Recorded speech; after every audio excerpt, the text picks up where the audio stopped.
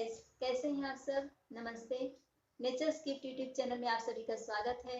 मैं हूं इंदु और आज के अपने इस वीडियो में मैं सर्दियां शुरू हो चुकी हैं। नवजात शिशु जो होते हैं, छोटे बच्चे जो होते हैं, उनकी जो मम्मियां होती हैं उन्हें सबसे ज़्यादा फिक्र होती है कि इस सर्दी में अपने बच्चे को कफ कोल्ड से कैसे बचाए रखें। और अगर बच्चे को बहुत अधिक कोल्ड हो गया है, उसके सीने में कफ ज़्यादा जम गई है और उसे सांस लेने में दिक्कत हो रही है, उसके गले से बहुत तेज आवाज़ आ रही है, तो ऐसी परिस्थिति में आपको क्या सावधानी करनी है।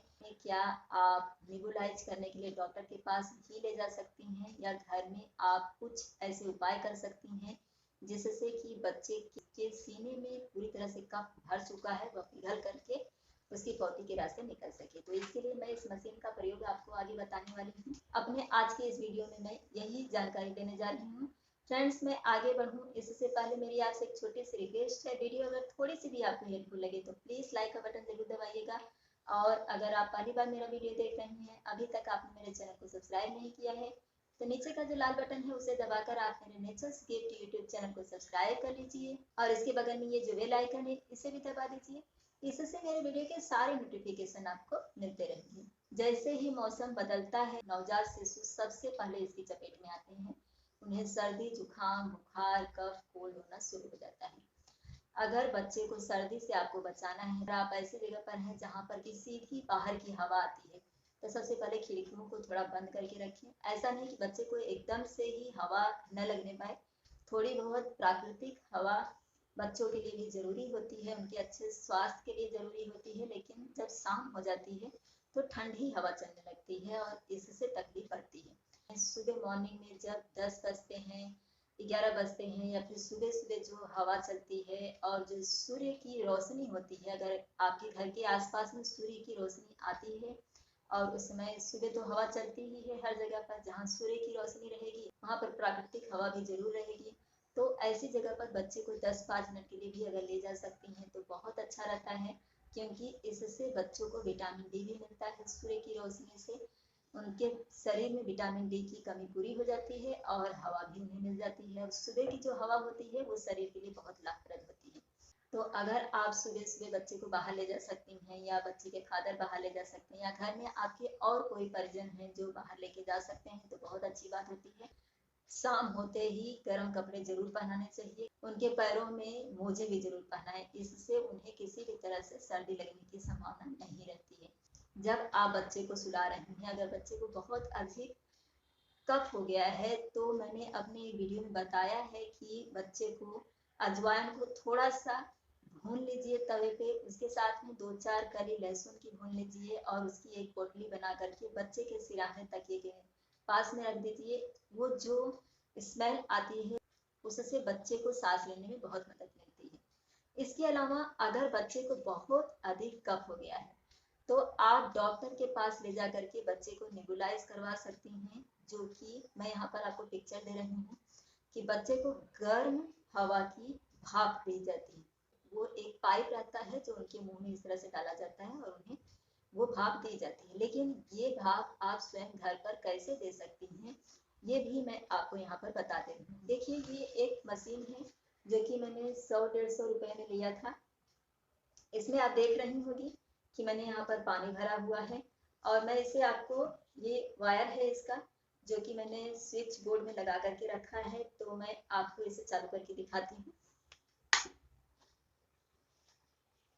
देखिए, अभी 2-4 मिनट के अंदर ये पानी अच्छी तरह से खौलने लगेगा और इसमें ये जो होल आपको दिख रहा होगा आपको, ये देखिए थोड़ा गर्म हवा निकलना शुरू हो गया है। अधिक निकलेगा तो आपको अच्छी तरह से दिखाई देगा, क्योंकि अभी बहुत कम निकल रहा है और मोबाइल का कैमरा जो है उस पर आने की संभावना है, तो इसलिए मैं थोड़ा इसे दूर करती हूँ इस तरह से। अब आपको यहाँ पर दिख रहा होगा, इस तरह से देखिए भाप निकल रहा है। ये देखिए इस तरह से आपको मेरे चेहरे पर भाप दिख रहा होगा, किस तरह से इसमें से भाप निकल रहा है। ये मशीन मुश्किल से मुझे 100 रुपए में मिली थी, यहाँ मुंबई सिटी में मैंने बहुत साल पहले लिया था।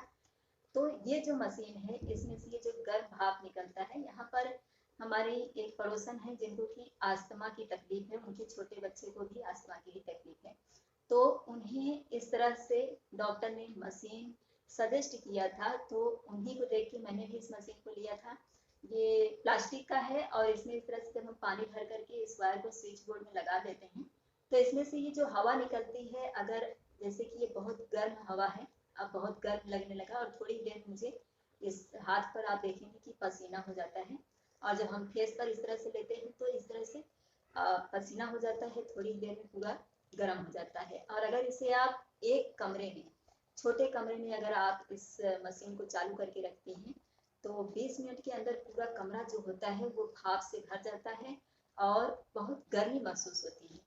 तो ये एक जो मशीन है, जब कभी मेरे बेटे को तकलीफ होती है या जो मेरी पड़ोसन है जिनका कि मैंने बताया उनको अस्थमा की तकलीफ है, तो इस मशीन से उसे भाप दिया जाता था। वो कुछ इस तरह से,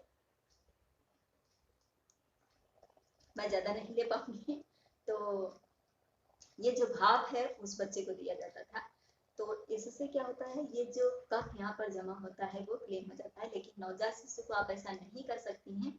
इसके लिए सिर्फ ये मशीन आपको इतना ही काम देगी। बच्चे को आप जिस कमरे में सुलाती हैं, नेबुलाइज करने जब आप डॉक्टर के पास लेके जाती हैं, बच्चे को बहुत अधिक कफ हो गया है, मैं पहले इसे बंद कर लेती हूँ क्योंकि काफी गर्म हो जाएगा मेरा कमरा।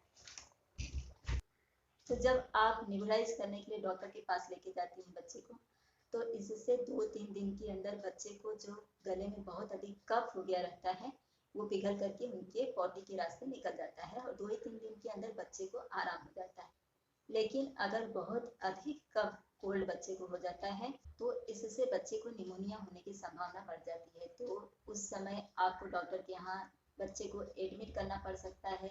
तो इससे आपकी दिक्कतें बहुत ज़्यादा बढ़ जाती हैं। इसलिए अच्छा यही रहता है कि अगर बच्चे को बहुत अधिक कफ कोल्ड हो गया है, कफ उसके सीने में बहुत ज़्यादा भर गया है, उसे सांस लेने में बहुत ज़्यादा तकलीफ हो रही है और उसके गले में से गर गर की आवाज़ लगातार आ रही है, तो ऐसी परिस्थिति में आप एक बार डॉक्टर के यहाँ ले जाकर के नेबुलाइज करवा लेंगी, तो बच्चे को कफ से राहत हो जाएगी। लेकिन अगर आप चाहती हैं कि आप घर पर ही ऐसे उपाय करती रहें जिससे कि बच्चे को कफ और कोल्ड न होने पाए, तो आपके लिए यही बेहतर है कि आप अपने बच्चे को कफ कोल्ड से बचाए रखें। इसके लिए जो मैंने बताया कि आप सुबह शाम जो सावधानी करनी है, बच्चे को हवा न लगने देना है, शाम की सुबह में थोड़ी हवा और धूप दे देनी है, और लहसुन और अजवाइन को अच्छी तरह से भून करके गरम गरम बच्चे के सिरहाने एक कॉटन के कपड़े में बांध करके रखना है।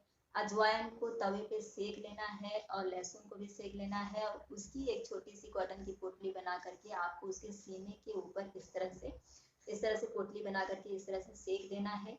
इससे बच्चे को कफ नहीं जम पाती है। इसके अलावा ये जो मशीन मैंने दिखाया जिससे कि भाप निकलती है, बच्चे को जब आप सुलाने जा रही हैं, आपको लग रहा है कि बच्चे को बहुत अधिक कफ है, तो आप इस मशीन को चालू कर दीजिए और अच्छी तरह से उस कमरे में भाप भरने दीजिए और फिर बच्चे को उस कमरे में सुलाएं। अगर चाहिए तो आप आधा 1 घंटा इस मशीन को चालू करके रखिए। इससे पूरे कमरे का जो वातावरण होता है उसमें भाप पूरी तरह से भर जाता है। तो बच्चा जब सांस लेता है तो वो भाप ही बच्चे के सांस के जरिए अंदर जाती है, तो इससे कफ पिघल जाता है और उनकी पॉटी के रास्ते निकल जाता है।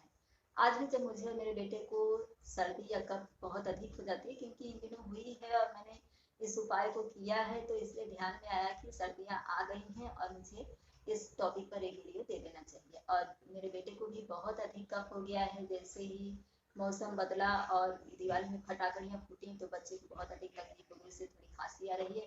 तो अभी तो इस मशीन की उसको ज़रूरत नहीं पड़ती है, मैं बड़े से एक स्टील के टोप में पानी रख देती हूँ, खूब अच्छी तरह से जब वो खौलने लगता है तो उसमें थोड़ा सा विक्स डालती हूँ। बच्चों के लिए बेबी विक्स दूसरा आता है, लेकिन आप उसे इस्तेमाल जहाँ तक हो सके मत करिए, क्योंकि ये जो नेचुरल तरीके होते हैं भाप देना, जो कि मैंने बताया कि इस मशीन से आप दे सकती हैं, पूरे कमरे में भाप हो जाए और उस कमरे में जब आप बच्चे को सुलाती हैं तो भाप अपने आप उनके अंदर जाता रहता है। सिरहाने पर एक टेबल नीचे रखिए, बेड पर कभी भी मत रखिएगा, नीचे रखिए। इसका वायर जो है वो काफ़ी लंबा है और मेरा स्विच बोर्ड काफ़ी दूर है, देख रही हैं आप, तो ये काफ़ी दूर भी रह सकता है कमरे में।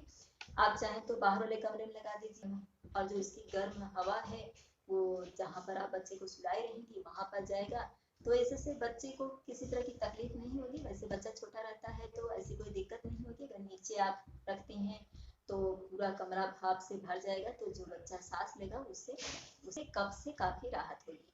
नहीं तो फिर आप डॉक्टर के पास ले जाकर के उससे जो मशीन के जरिए, जो एक प्लास्टिक की पाइप रहती है उसके जरिए उससे दवा डाल करके, जो विक्स रहता है यही चीज उसमें इस्तेमाल की जाती है। और जो बड़े लोग रहते हैं उनके लिए विक्स से संबंधित, जैसे कि हमारे लिए जो क्रोसिन की दवाई होती है बुखार की, तो बच्चों के लिए उसी का सिरप आता है। ठीक इसी तरह से जो विक्स की वेराइटी होती है, जैसे बच्चों के लिए दूसरा है, बड़ों के लिए दूसरा है, तो इसी तरह से कफ को पिघलाने के लिए विक्स की ही कंपनी का एक छोटा लिक्विड आता है, उसी दवा को डॉक्टर उसमें डालते हैं और फिर बच्चे को उसी चीज से भाप देते हैं तो वह गल जाता है।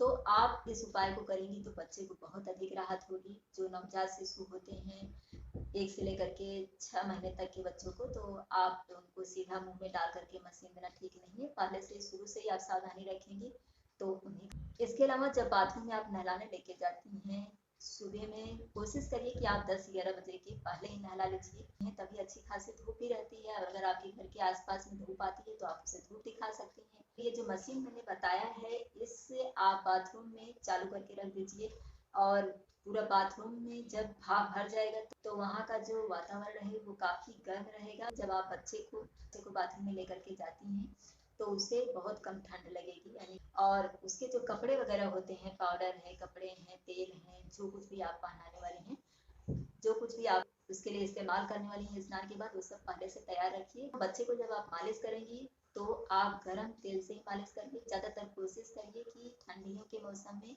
थोड़ा सा अजवाइन, लहसुन और सरसों के तेल को पका लीजिए अच्छी तरह से, फिर छान करके रख लीजिए। और जब भी आप मालिश करती हैं तो इसी तेल को हल्का सा गुनगुना करके तब मालिश करिए।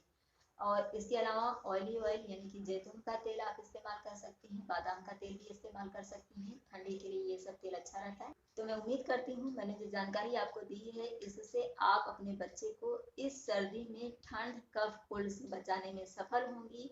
मेरे द्वारा बताई गई जानकारी आपको अगर अच्छी लगी तो प्लीज आप मेरे चैनल को सब्सक्राइब करिएगा, मेरे वीडियो को लाइक और शेयर करिएगा। धन्यवाद।